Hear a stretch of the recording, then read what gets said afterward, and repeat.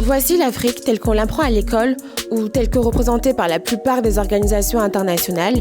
Et voici l'Afrique avec sa taille réelle, celle que voudrait faire adopter l'Union africaine. Pourquoi une telle différence? Je t'explique.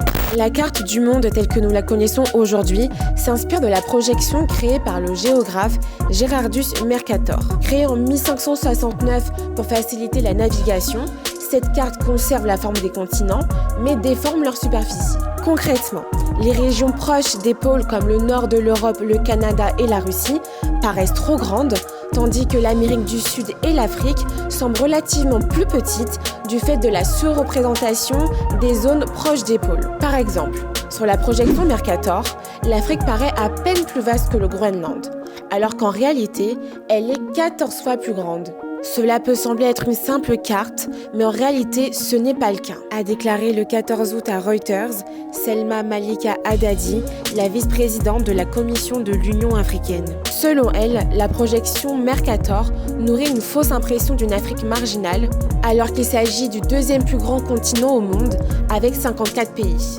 Pour corriger cette perception biaisée, l'Union africaine soutient la campagne Correct the Map, lancée par Speak Up Africa et Africa No Filter. Elle promeut l'adoption du modèle Equal Earth, conçu en 2018, qui restitue plus fidèlement la taille réelle des continents. Pour Moki Makura, la directrice exécutive d'Africa No Filter, la taille actuelle de l'Afrique est erronée. C'est la plus grande campagne de désinformation et de mésinformation au monde, et cela doit simplement cesser.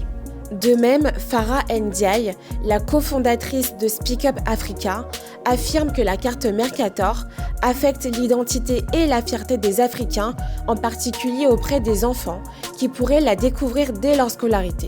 La campagne Correct the Map veut introduire cette projection dans les programmes scolaires africains et convaincre les grandes institutions internationales de l'adopter.